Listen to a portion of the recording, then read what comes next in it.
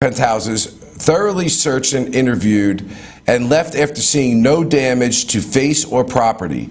So Amber and her friends spilled a little wine and roughed the place up, got their story straight under the direction of a lawyer and publicist, and then placed a second call to 911. So that is the statement which Amber Heard was successful. There was a $2 million verdict by the jury in compensatory damages, but interestingly, unlike the damages that Johnny Depp was awarded, there were no punitive damages awarded for that by the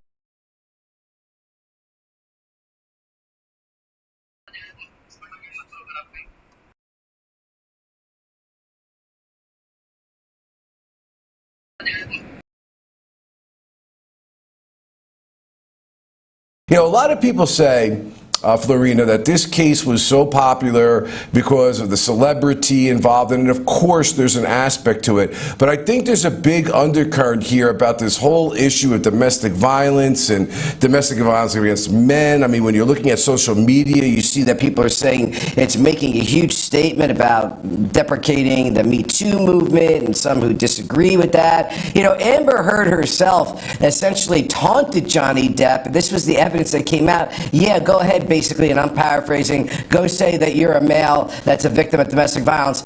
I can tell you from firsthand experience as a trial attorney, that is not the first time a woman has said something like that to a man, and in fact has been a person who has been the abusive party. What disturbs me, Florina, is that this verdict is somehow being taken as something that is against women. I disagree. It's against people who are not credible or believable when they bring an allegation. Florina. Excellent points, right? This was a credibility contest. This was a question of whose story made more sense, whose story was supported by the facts, and who did the jury believe? Now, interestingly, they kind of believed her as well, that his lawyer's statement on behalf of him was also false and therefore defamatory.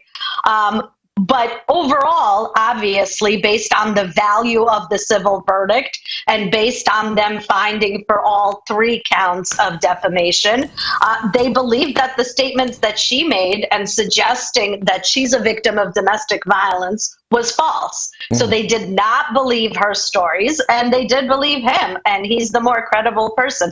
I wonder, though, because they're both actors, whether her appearing to be acting was really what did her in.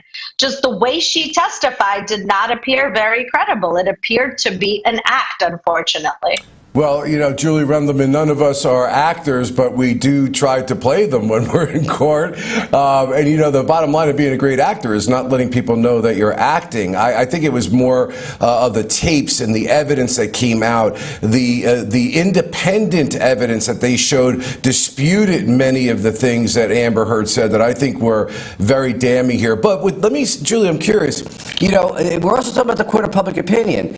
Johnny Depp won down the board, and to Florina's point, they essentially said, we do not believe a single thing you said about an act of domestic violence or sexual abuse, or at least that would be what you can infer from that verdict.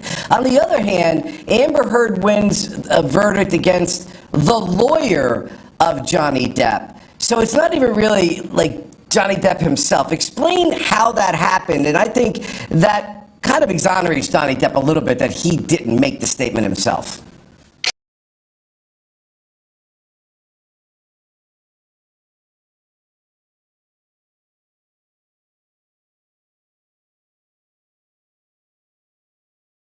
With the attorney to make that statement. And so keep in mind, Amber Heard didn't sue the attorney. She sued Johnny Depp because she, you know, the argument is that he was in control and contributed in terms of what his attorney was going to say. But, you know, look, I mean, at the end of the day, the part of which she won was in regards to one specific allegation from one specific night. It wasn't like the winning argument, the winning statement was regards to a general statement of domestic abuse or lack of domestic abuse. It was about one incident regarding the 911 call. And the jury, by the way, could have nitpicked and said that, they were, the part about the spilling the wine wasn't true. And rise to the level of actual malice, and therefore that's why they found it. I will note something when we talk about acting. It's so funny when we look back at Amber Heard testifying now, because all of us talked about, did we find her credible? Did the jury like it when she stared at them every single time a question was asked? Did that seem rehearsed? It always bothered me, obviously, when she kept looking at the jury, but she was probably told to do that because she was told that's the way to do it. But it's so funny in retrospect, not funny, but it's interesting in retrospect to look back and go, God, this jury was looking at her and never bought a single word out of her mouth. Yeah, you actually bring up a good point. Well, clearly that's what the jury verdict essentially said. But I found it to be very inartful for the attorneys, and we do this all the time, Julie, in a courtroom. You're right. We say try to look at the jury when you're answering a question, but it became so overwhelming. You need to back your witness off and say, stop, answer me directly. It's coming off as funny or weird or odd. Maybe even some of the jurors feeling somewhat kind of put upon that they're being stared at like that. Who knows? Hopefully we'll find out. But Johnny Depp said he may have won the case, but he had already lost the trial. Let's listen to a little bit of his statements during the case itself, and I think some of this self-deprecation that Johnny Depp came to the stand with kind of maybe convinced the jury to feel some level of sympathy for him. Let's go to it. What, to your understanding, is the status of Pirates 6? At this point? Yes. I believe it's in dangle mode. Mr. Depp, have you ever physically assaulted Miss Heard? Never. Have you ever sexually assaulted Miss Heard? Never. Certainly not. What have you lost as a result of Miss Heard making these allegations against you?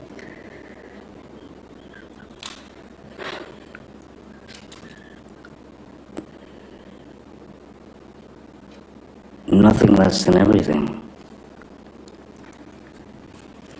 Nothing less than everything.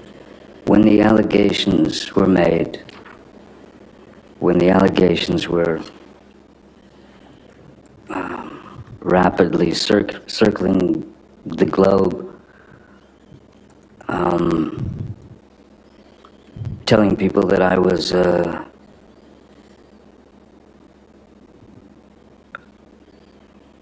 drunken,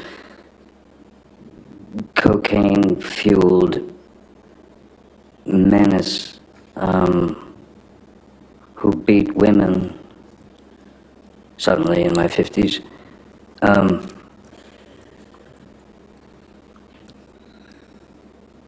It's over. You're done. So, what did it do to me? What effect did it have on me?